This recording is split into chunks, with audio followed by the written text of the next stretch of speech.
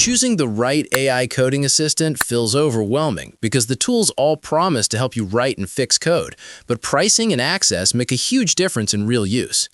Antigravity, Claude Code, and Cursor all generate code with AI, but they fit different workflows.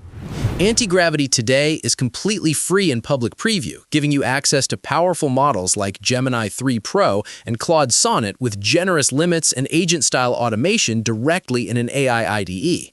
You can experiment without paying right now, which is great if you want cutting-edge features. But it does have a downside. The preview may not stay free forever, and heavy projects can hit rate limits that refresh only every few hours.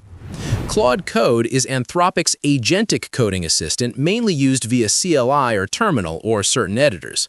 There's no permanent free plan. You need a Claude Pro subscription around $20 a month or larger max tiers up to around $200 a month for much higher usage. The free access is limited or tied to the base Claude app, which isn't the ideal coding experience. The real strength is deep code-base understanding and multi-step tasks, but the downside is clear. Costs can climb fast if you use it heavily.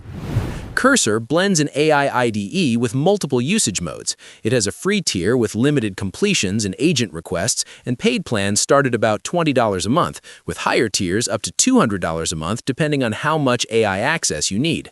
Free access lets beginners play around, but serious developers will want Pro for unlimited completions.